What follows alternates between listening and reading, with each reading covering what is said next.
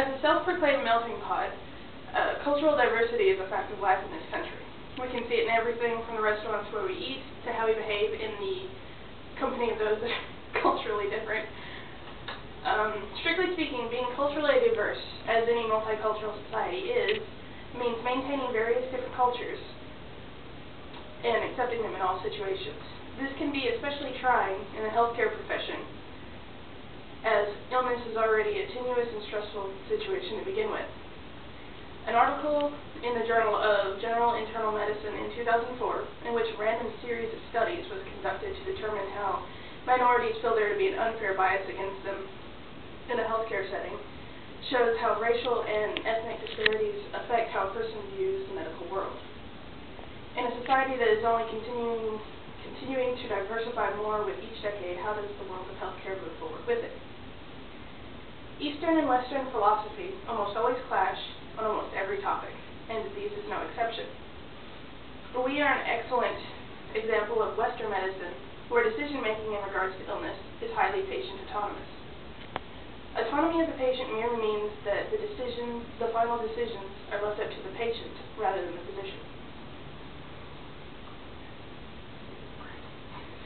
However, Eastern medicine stresses that news of certain illnesses, especially terminal, can do more harm to the patient than good. And those medical practitioners will often opt to conceal these illnesses from their patients.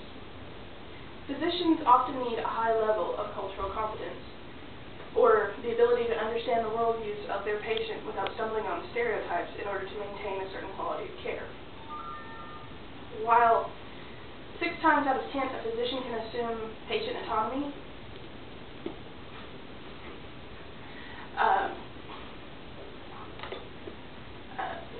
he must be aware that the patient may prefer for the diagnosis and treatment to be handled by family members, an act that is sometimes referred to as beneficence.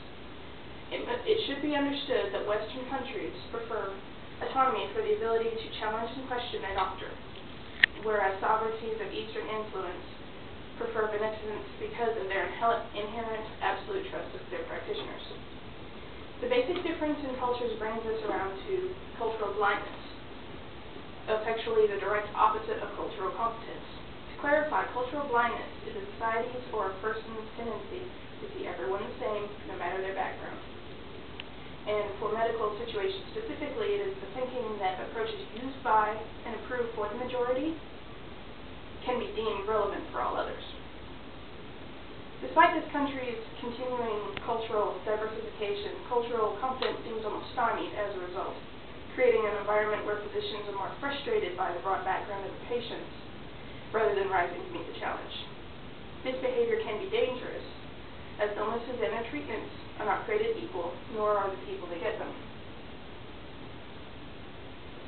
Above all other aspects of the profession, being trustworthy is the most important trait a physician can have. Without trust, a patient is unlikely to find comfort or adequate alarm in the diagnosis, and he may ignore the prognosis and treatment as if it was so much hot air. In short, lacking cultural competence can do as much harm to the patient as if the doctor personally worsened the situation himself. To understand cultural competence in action, perhaps I should paint a picture of it in use in a doctor's office. As my audience is predominantly white, I will reverse the normal situation. Imagine you are new to an area, and the nearest clinic is mostly Asian. Your doctor is bilingual, of course, as would be required. Though you worry that he may have a heavy accent, your doctor's English is uninflected, perhaps causing you to place more trust in his medical ability. Though you may not notice, as you complete your medical history, he asks you pointed questions like where you have lived and worked. These questions, as well as some others, are specific in their goal to subtly glean your cultural leaning, allowing the doctor to realize that you have the typical American way of thinking, rather than that of his normal range of Asian patients.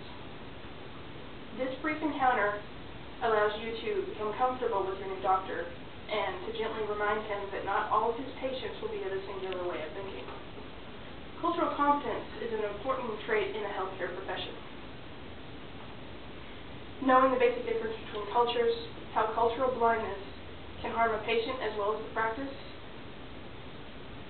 and what a good example of cultural competence really looks like is a step in the right direction for those in the medical field.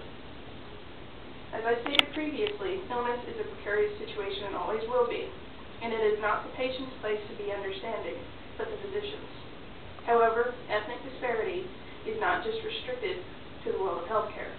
Perhaps if we put our knowledge of cultural competence to use in the workplace, it will transition to all other aspects of our lives and make the world a friendlier place as well.